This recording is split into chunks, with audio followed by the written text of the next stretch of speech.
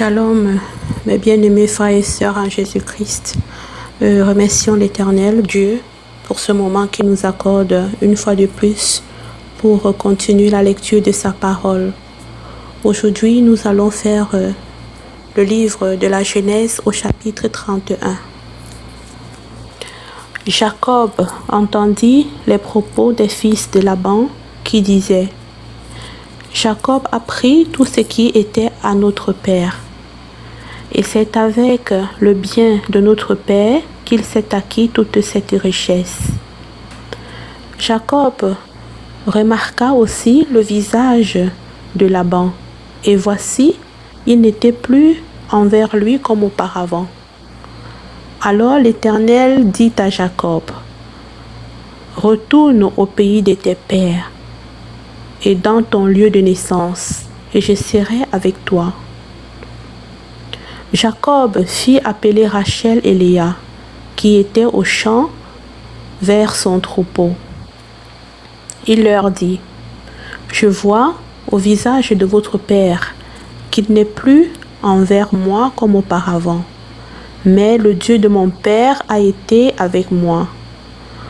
Vous savez vous-même que j'ai servi votre père de tout mon pouvoir, et votre père s'est joué de moi et a changé 10 fois mon salaire, mais Dieu ne lui a pas permis de me faire du mal.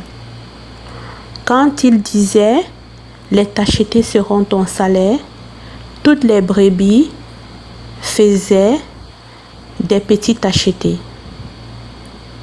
Et quand il disait: les rayés seront ton salaire, toutes les brebis faisaient des petits rayés. Dieu a pris à votre père son troupeau et me l'a donné.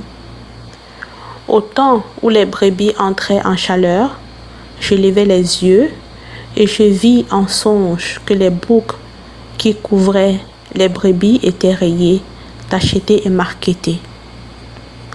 Et l'ange de Dieu me dit en songe: Jacob. Je répondis: Me voici. Il dit: Lève les yeux et regarde.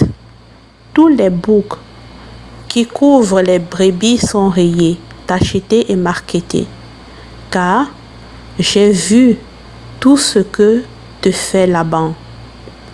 Je suis le Dieu de Béthel, où tu as oint un monument, où tu m'as fait un vœu. Maintenant, lève-toi, sors de ce pays et retourne au pays de ta naissance. Rachel et Léa répondirent et lui dirent: Avons-nous encore une part et un héritage dans la maison de notre père? Ne sommes-nous pas regardés par lui comme des étrangères, puisqu'il nous a vendus et qu'il a mangé notre argent? Toute la richesse que Dieu a ôtée à notre père appartient à nous et à nos enfants. Fais maintenant tout ce que Dieu t'a dit. Jacob s'éleva et il fit monter ses enfants et ses femmes sur les chameaux. Il emmena tout son troupeau et tous les biens qu'il possédait. Le troupeau qui lui appartenait, qu'il avait acquis à Padan Aram. Et il s'en alla vers Isaac, son père, au pays de Canaan. Tandis que Laban était allé tondre ses brebis, Rachel déroba les téraphins de son père. Et Jacob trompa Laban, l'araméen, en ne l'avertissant pas de sa fuite. Il s'enfuit avec tout ce qui lui appartenait.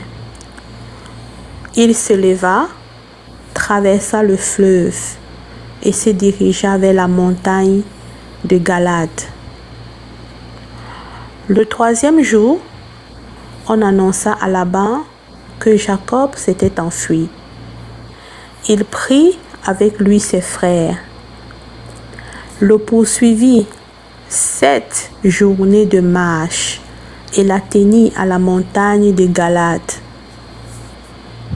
Mais Dieu apparut la nuit en songe à Laban, l'araméen, et lui dit: Garde-toi de parler à Jacob, ni en bien, ni en mal. Laban atteignit donc Jacob. Jacob avait dressé sa tente sur la montagne. Laban dressa aussi la sienne avec ses frères sur la montagne de Galade.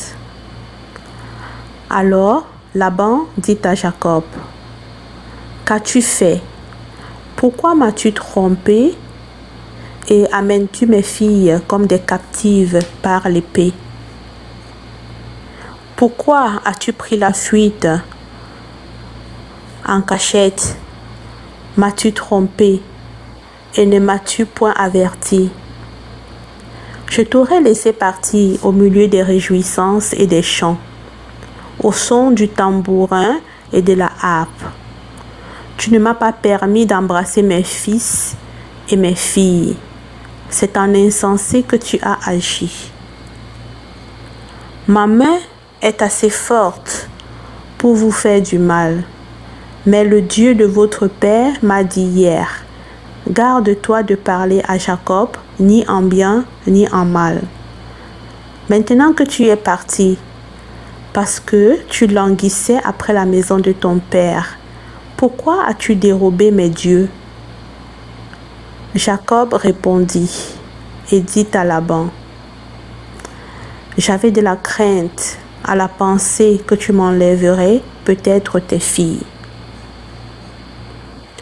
Mais périsse celui auprès duquel tu trouveras tes dieux.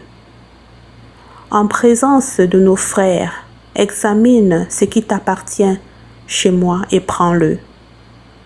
Jacob ne savait pas que Rachel les eût dérobés.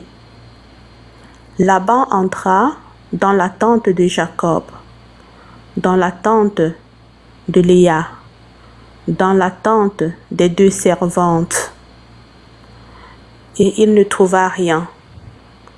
Il sortit de la tente de Léa et entra dans la tente de Rachel. Rachel avait pris les téraphins, les avait mis sous le bas du chameau et s'était assise dessus. Laban fouilla toute la tente et ne trouva rien. Elle dit à son père: Que mon Seigneur ne se fâche point, si je ne puis me lever devant toi, car j'ai ce qui est ordinaire aux femmes.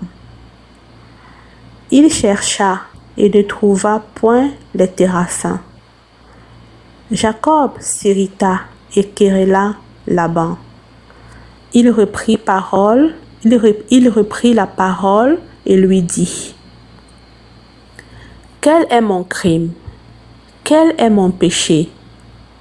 Que tu me poursuives avec tant d'ardeur.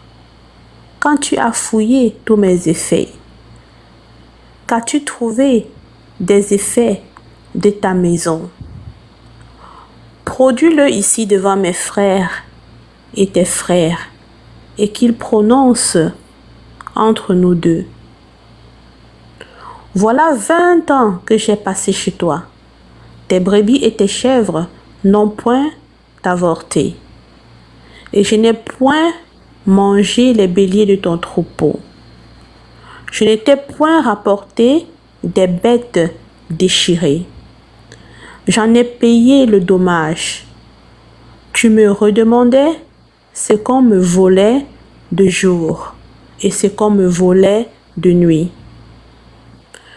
La chaleur me dévorait pendant le jour et le froid pendant la nuit, et le sommeil fuyait de mes yeux. Voilà 20 ans que j'ai passé dans ta maison. Je t'ai servi 14 ans pour tes 2 filles et 6 ans pour ton troupeau. et tu as changé 10 fois mon salaire. Si je n'eusse pas eu pour moi le Dieu de mon père, le Dieu d'Abraham, celui que craint Isaac, tu m'aurais maintenant renvoyé à vide. Dieu a vu ma souffrance et le travail de mes mains, et hier il a prononcé son jugement. Laban répondit et dit à Jacob, « Ces filles sont mes filles, ces enfants sont mes enfants, ce troupeau est mon troupeau, et tout ce que tu vois est à moi.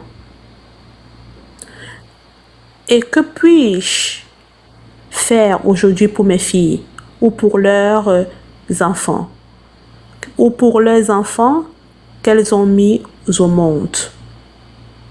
Viens, faisons alliance, moi et toi, et que cela serve de témoignage entre moi et toi. » Jacob prit une pierre et il la dressa pour monument.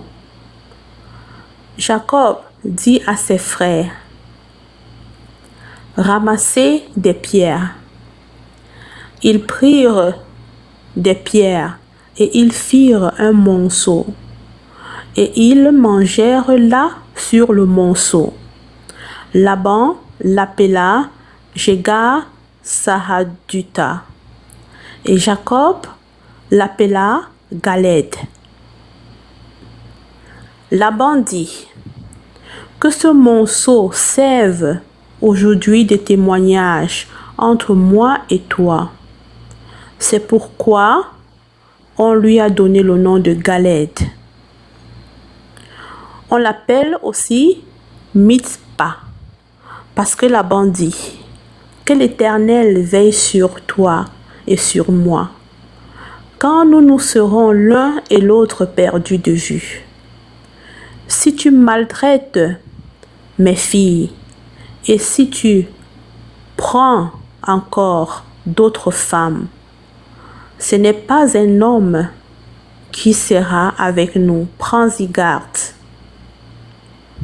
C'est Dieu qui sera témoin entre moi et toi. » Laban dit à Jacob, « Voici ce monceau, et voici ce monument que j'ai élevé entre moi et toi.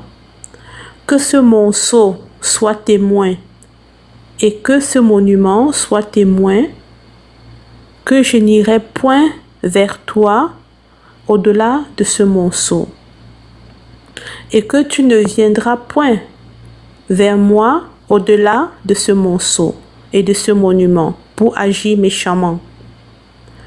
Que le Dieu d'Abraham et de Nacor, que le Dieu de leur père soit juge entre nous. » Jacob jura par celui que craignait Isaac. Jacob offrit un sacrifice sur la montagne et il invita ses frères à manger. Ils mangèrent donc et passèrent la nuit sur la montagne.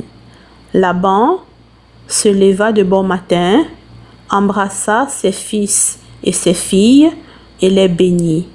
Ensuite, il partit pour retourner dans sa demeure. Louange à toi, Seigneur éternel. Merci pour ta parole. Soyez bénis, mes frères et sœurs.